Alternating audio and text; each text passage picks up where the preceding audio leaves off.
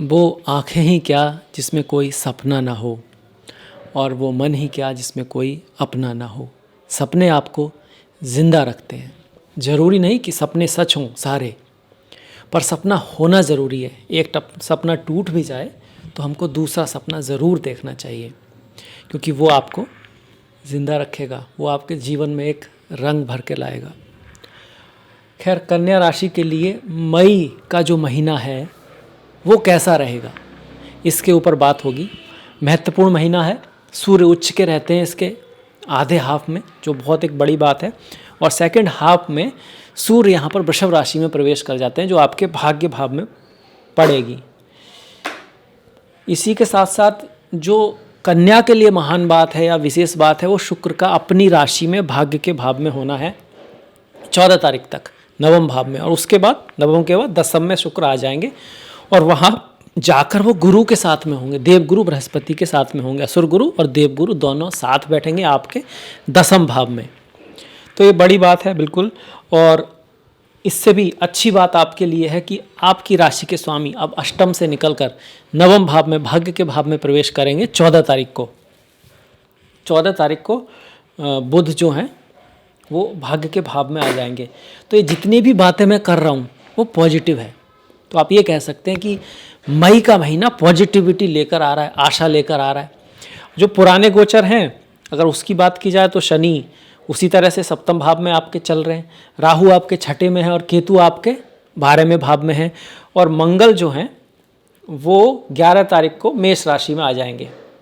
ये भी किसी हद तक पॉजिटिव है, बहुत पॉजिटिव तो नहीं है, पर बाकी जो पहले बात की वो चेंजेस जो इस महीने देखने को मिल रहे हैं मई में, वो बहुत ही ज़्यादा अच्छे हैं कन्या के लिए। सबसे पहले शुरुआत करते हैं सूर्य से।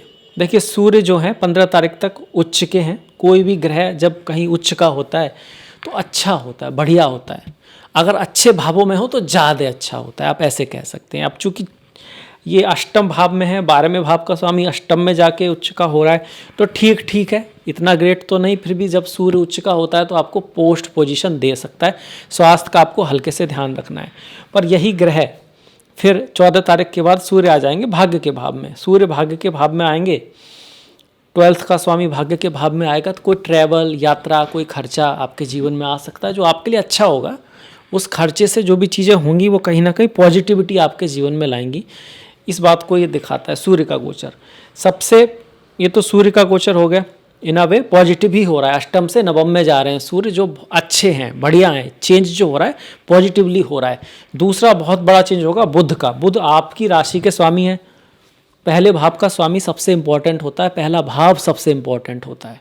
अगर उसका स्वामी अष्टम से नवम में जा रहा है तो बहुत ही बड़ी घटना हो रही है गोचर के पॉइंट ऑफ व्यू से। और एग्जैक्टली ये 15 तारीख को या 14 तारीख की रात को होगा, जब बुध ग्रह जो युवराज हैं, सूर्य राजा हैं, बुध युवराज हैं, मंगल सेनापति हैं, गुरु और शुक्र ये आप कह सकते हो एक तरह से मंत्री कह सकते हैं, आप इनको एडवाइज़र कह सकते हैं।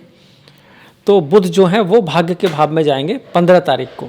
15 से पहले, 15 के बाद, अगर हम इस तरह से डिवाइड करें तो 15 मई के बाद का महीना कन्या राशि को वालों के लिए कहीं ज़्यादा अच्छा है, कहीं ज़्यादा बेटर है। 2-3 चीज़ें पॉजिटिव हो गई। एक तो सूर्य का भाग्य के भाव में आना, दूसरा बुध का भाग्य के भाव में आना, और तीसरा मंगल जो है यहाँ शनि के साथ है। शनि मंगल की कोई खास जोड़ी नहीं है, सप्तम भाव में है। सप्तम भाव तो व्यापार का है, बिजनेस का है, पार्टनरशिप का है, आपस में रिश्तों का है। और मंगल और शनि दोनों बैठेंगे तो उसको खराब ही करेंगे। और मंगल आपके चार्ट में कोई बहुत कारक ग्रह भी नहीं है, बदलाव ला सकते हैं, ट्रैवल ऐसी हो सकती है जिसका कोई रिजल्ट ना आए। पर 11 तारीख को क्या होगा, यही मंगल अपनी राशि में अष्टम भाव में चले जाएंगे। कोई भी ग्रह जब अष्टम भाव में जाता है ऐसे तो खराब होता है, पर मंगल खुद की राशि में जाएंगे तो आयु को बढ़ाएंगे, आयु को बढ़ाएंगे, इनहेरिटेंस बनने के योग बना सकते हैं, कुछ गिफ्ट वगैरह आपको मिल सकता है। यहाँ से मंगल 1, 2, 3, 4, 11वें भाव को देखेंगे, द्वितीय भाव को देखेंगे और तृतीय भाव को देखेंगे। 11वें भाव को देखेंगे तो मंगल की चीज़ों से कोई लाभ हो सकता है, पर आपको बड़े भाई बहनों के साथ बना के रखना है। सीधे द्वितीय भाव को देखेंगे तो वाणी को आपको मधुर बना के रखना है। 7वीं दृष्टि मंगल की थोड़ी सी कट करने वाली होती है, थोड़ी सी हार्श होती है, तो वाणी को अच्छा रखें, परिवार में बना के रखें। वाणी ऐसी बोलिए मन का आपा खोए, औरों को शीतल करे आपहु शीतल होए। कई बार जब हम कुछ कहना चाहते हैं ना, पर उसका कोई रिजल्ट निकल के नहीं आता। क्यों नहीं आता? आपने भी देखा होगा, कई बार हम कुछ बता रहे हैं, समझा रहे हैं, क्यों अगला व्यक्ति नहीं समझ पा रहा है? क्योंकि बात वहाँ से शुरू करनी पड़ेगी जहाँ वो खड़ा है। आप जहाँ से कह रहे हो, आपके पॉइंट ऑफ व्यू से जो आप कह रहे हो, वो समझ ही नहीं पाएगा, क्योंकि वो तो वहाँ है ही नहीं। तो वो जहाँ पर है वहाँ से आपको शुरुआत करनी पड़ेगी, उसको जान के। जैसे कोई बच्चा है तो उसको बच्चे की लैंग्वेज में समझाओगे तब तो वो समझ सकता है। अगर आप उसको अलजेब्रा समझाओगे या फिर मॉडर्न फिजिक्स बताओगे तो वो समझ ही नहीं पाएगा। आप कहोगे यार मैंने तो बहुत मेहनत की। तो इस बात का ध्यान जरूर रखें जब मंगल वाणी के भाव को कह रहे हैं, देख रहे हैं, आपके परिवार के भाव को देख रहे हैं, धन का भी भाव है, तो धन का कोई निर्णय लेते वक्त थोड़ा सा सोच समझ के लेना है, क्योंकि मंगल इस भाव को देख रहे हैं। तीसरे भाव पर मंगल की दृष्टि शुभ है, अपनी राशि पर है, तो प्रताप को देती है। मंगल सेनापति है, मंगल युद्ध है, मंगल साहस है, और साहस बड़ा महत्वपूर्ण है। साहस की आवश्यकता आपको हर जगह होती है। जब आप हार रहे हो तब तो ज़्यादा ही होती है, और जब जीत रहे हो तब भी होती है। अगर हार गए तो फिर से उठने की क्षमता आपको, साहस चाहिए, और अगर आप जीत रहे हैं तब भी बहुत साहस की आवश्यकता है, नहीं तो लोग भटक जाते हैं। तो मंगल यहाँ पर साहस आपको दे रहे हैं, पर अष्टम में है तो ज़्यादा तेज ड्राइव नहीं करना है। एनर्जी कहाँ लग रही है? सडन इवेंट में। अगर जिम में जा रहे हैं तो बहुत ज़्यादा वजन नहीं उठा लेना है, क्योंकि अष्टम भाव सडन चीज़ें देता है। मंगल एनर्जी है, एक्स्ट्रा एनर्जी यूज करेंगे तो वो दिक्कत हो सकती है, सडननेस से एक्सीडेंट हो जाता है। लिखा रहता है ना जगह जगह कि भैया देर से पहुंच जाओ पर सुरक्षित पहुंच जाओ। तो वही बात है, जब मंगल अष्टम में है तो ये बात आपको ध्यान रखनी चाहिए। इन लॉस के साथ, ससुराल वालों के साथ थोड़ा बहुत दिक्कत हो सकती है, क्योंकि ये ससुराल वालों का ही भाव है। अगर बात की जाए शादी की, विवाह की, आपस में रिश्तों की, परिवार की, आपके व्यक्तिगत रिश्तों की, तो उसमें सुधार तो जरूर आएगा, क्योंकि यहाँ से मंगल निकल चुके हैं, शनि को छोड़ दिया उन्होंने, तो ये अच्छी बात हुई। पर ऐसा नहीं कि ये भाव एकदम बहुत पॉजिटिव हो गया, क्योंकि शनि तो बैठे ही हैं। रेस्पॉन्सिबिलिटी तो अब भी रहेगी, एग्रेशन कम हो सकता है, आपको करना ज़्यादा पड़ेगा। हाँ, ऐसा हो सकता है लड़ाइयाँ थोड़ी कम हो जाएं, तो उस बात का ध्यान जरूर रखें मैरिज लाइफ में। यहाँ बैठ के शनि, सप्तम भाव में शनि को बहुत बुरा नहीं माना गया, ना ही बहुत अच्छा। अच्छा कहाँ माना गया? तीसरे भाव में, छठे भाव में, 11वें भाव में, अगर वो अच्छी राशि में है, वक्री नहीं है, ये सब चीज़ें। और बुरा कहाँ पे माना गया सबसे ज़्यादा? 12वें भाव में, पहले भाव में, दूसरे भाव में, चौथे भाव में, 8वें भाव में। तो सप्तम ना तो सबसे अच्छे वाले भावों में से है, ना ही सबसे बुरे वाले भावों में से है। तो ठीक है, शनि को हम यही कहेंगे कि भाई देखिए गोचर में तो ठीक ही है, आपकी जन्मपत्री में अच्छा हुआ तो थोड़े बेहतर रिजल्ट दे देगा, खराब हुआ तो थोड़े खराब रिजल्ट दे देगा। अष्टक वर्गा में पॉइंट भी आप देख लीजिएगा क्या रिजल्ट दे सकता है। 1, 2, 3 भाग्य के लिए प्रयास कराएगा, नो डाउट। जो भी चीज़ें लक पे निर्भर हैं, आपको लगता है कि बाहरी सपोर्ट की आवश्यकता है, तो एफर्ट 2-3 बार करना पड़ेगा। फिर खुद को देख रहा है, शनि का काम है आलस्य को देना। शनि आलस्य के देवता हैं, कुछ लोग कहते हैं हार्डवर्क के हैं। हार्डवर्क का मतलब उससे अपोजिट है वो। आलस्य कम होगा अच्छा शनि होगा, आलस्य कम होगा तो आपके अंदर डिसिप्लिन आ जाएगा। पर शनि खुद ब खुद अगर कमज़ोर पोजीशन में है तो आलस्य बढ़ा सकते हैं, चीज़ों को डिले करा सकते हैं, साफ सफाई से दूर ले जा सकते हैं। तो इन सब चीज़ों का उल्टा आपको करना है तो शनि अच्छे होने लगते हैं व्यक्ति के अंदर। तो उस केस में शनि बेटर। कहाँ अच्छे हैं? सप्तम भाव में, व्यापार के क्षेत्र में अच्छा रिजल्ट दे सकते हैं, रिश्तों में नहीं, व्यापार के क्षेत्र में आपका व्यापार बढ़ सकता है। आप मेहनत करोगे, एफर्ट करोगे तो उसको वो कहीं ना कहीं सपोर्ट भी करेंगे, ये उनकी पॉजिटिविटी है। चौथे भाव पर दे रहे हैं तो घर, गाड़ी, भूमि, वाहन से संबंधित लाभ दे सकते हैं। पर रिश्तों में, मदर के साथ, दोस्तों के साथ थोड़ा सा बेरुखी आपके जीवन में रहेगी। आप ज़्यादा करोगे, उधर से कम मिलेगा, क्योंकि शनि रिश्तों के लिए कोई बहुत अच्छे ग्रह नहीं है, मलेफिक हैं, विच्छेदात्मक ग्रह हैं। मंगल, शनि, राहु, केतु ये विच्छेदात्मक हैं।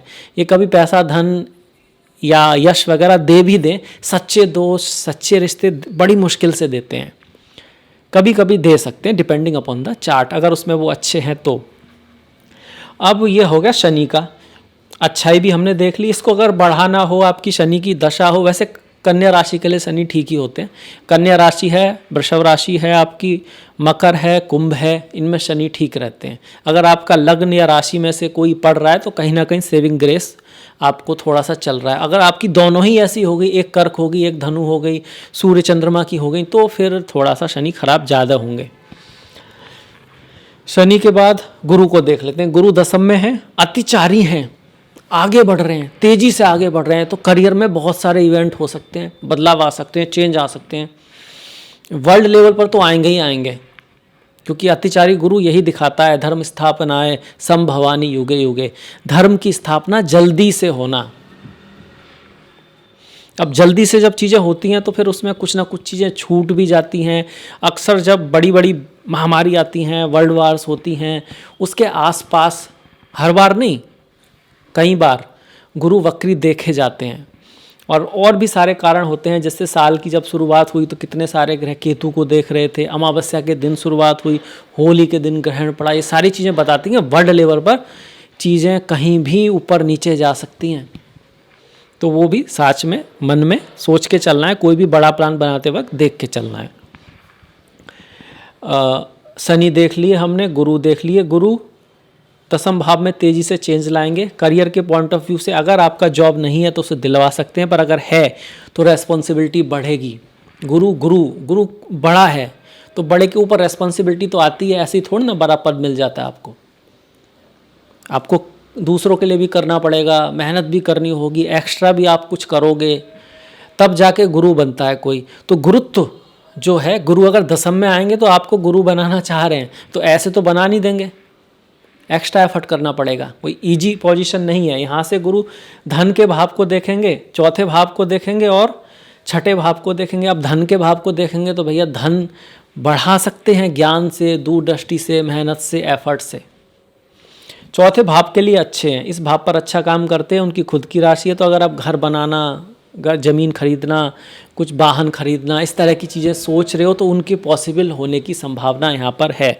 छठे भाव पर गुरु की दृष्टि राहु के असर को थोड़ा सा सॉफ्ट करेगी।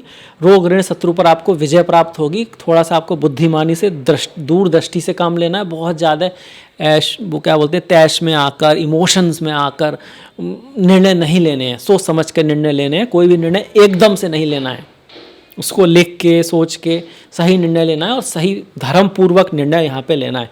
प्रैक्टिकल भी होना चाहिए।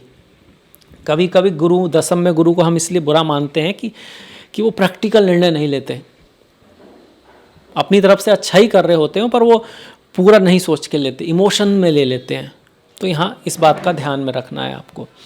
शुक्र की ये बात तो हो गई कि शुक्र यहाँ भाग्य के भाव में रहेंगे 14 तारीख तक। शुक्र बहुत ही अच्छा है, बहुत ही बढ़िया है। आपके चार्ट में धन के भी स्वामी हैं और भाग्य के भी स्वामी है। भाग्य का स्वामी भाग्य में ही बैठा हुआ है, तो भले ही शनि की तीसरी दृष्टि जो भाग्य को कमजोर कर रही है, फिर भी 15 दिन आपका कुछ भाग्य साथ दे सकता है अगर शुक्र की दशा महादशा शुक्र को बहुत ज़्यादा तो नहीं, क्योंकि शनि की तीसरी दृष्टि आ रही है, पर हाँ फिर भी पहले 14 दिन शुक्र का शुभ प्रभाव आपके भाग्य के भाव पर रहेगा। अष्टक वर्गा में अच्छे पॉइंट हुए तो आपको धन लाभ भी हो सकता है। फीमेल्स आदि से कुछ पॉजिटिविटी रह सकती है। Art, design, creativity, wedding, hotels, आपका स्पा है, आपका ऑटोमोबाइल इंडस्ट्री है, इनसे संबंधित कोई काम आप करते हो, शुक्र से संबंधित कोई काम करते हो, डायमंड का काम है, आर्टिफिशियल ज्वेलरी है, आपका कपड़े हैं, तो इसमें आपको पॉजिटिविटी या अच्छा रिजल्ट देखने को मिलेगा। इसके बाद 14 तारीख के बाद यही शुक्र जो होंगे ना यहाँ पर आ जाएंगे। इसको हम इससे दिखा देते हैं। चलो, जैसे शुक्र यहाँ पर आ गए दसम में, गुरु के साथ बैठ गए, तो एक गुरु शुक्र का संयोग बन गया। 2 गुरु एक साथ आ गए दसम भाव में। दोनों गुरु यहाँ पे ठीक ठीक ही करते हैं, बहुत बढ़िया नहीं करते बट ठीक ठीक करते हैं। बढ़िया क्यों नहीं करते? क्योंकि दसम भाव में मंगल बहुत अच्छा करते हैं, सूर्य बहुत अच्छा करते हैं, गुरु ज्ञान देते हैं। अब काम के लिए तो मेहनत एफर्ट की ज़्यादा आवश्यकता है, लीड करने की ज़्यादा आवश्यकता है, ज्ञान से उतना काम नहीं चलता। पर अगर आप टीचर हो, लॉयर हो, आप जज हो, आपका काम ही इंटेलेक्चुअल चीज़ों से जुड़ा हुआ है, तो गुरु अच्छा करेंगे।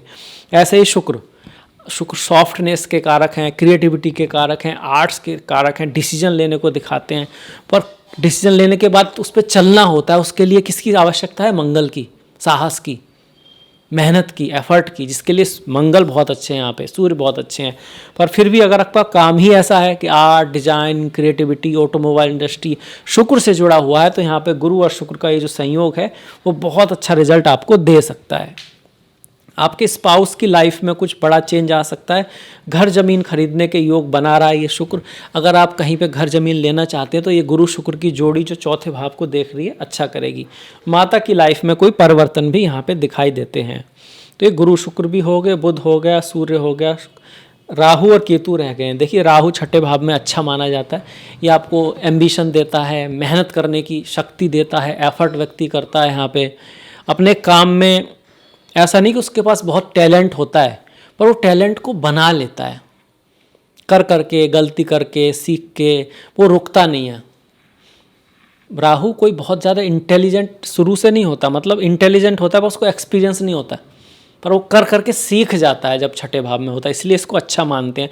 वो हार नहीं मानता, वो हारता कई बार है, वो कोई विजेता नहीं होता शुरू से राहु छठे वाला, पर वो हार नहीं मानता है। तो एक काम करेगा, कभी खराब होगा, फिर दूसरा करेगा, नहीं होगा, तो धीरे धीरे राहु के पास हिम्मत है तो आगे बढ़ जाता है। अच्छाई राहु में ये होती है कि शत्रु वगैरह उसके कम होते हैं, या तो अगर होते भी हैं तो वो उसका खास कुछ बिगाड़ नहीं पाते, चीज़ें अपने आप सेटल हो जाती हैं।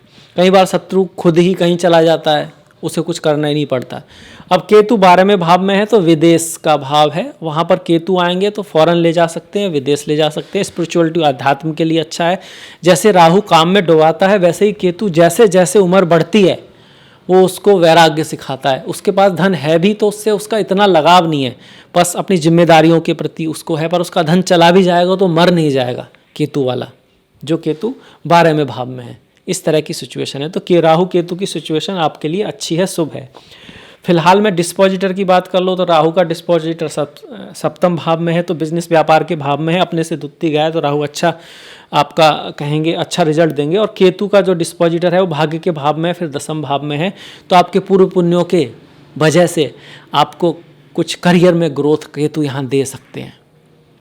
अब आ जाते हैं त्योहारों के ऊपर। त्योहारों में वैशाख पूर्णिमा है आपकी 1 तारीख की, 1 मई की, 31 मई को ज्येष्ठा पूर्णिमा है, 13 तारीख को अपरा एकादशी और 27 तारीख को पद्मिनी एकादशी है। ओम नमो नारायणाय, ओम नमो भगवते वासुदेवाय। जो लोग वैष्णव हैं, जो नारायण की पूजा करते हैं, भगवान विष्णु की पूजा करते हैं, उनके लिए तिथियां इम्पॉर्टेंट हैं। इसी तरह से 14 और 28 का प्रदोष व्रत और 15 तारीख की शिवरात्रि है। चिदानंद रूपा शिवोहम शिवोहम, ओम नमः शिवाय। 5 तारीख की संकष्टी, 16 तारीख की ज्येष्ठा अमावस्या और 15 तारीख की बैसाख संक्रांति है। तो ये थे महीने के त्यौहार। आपने अभी तक देखा, इसके लिए आपका बहुत बहुत धन्यवाद। नमस्कार।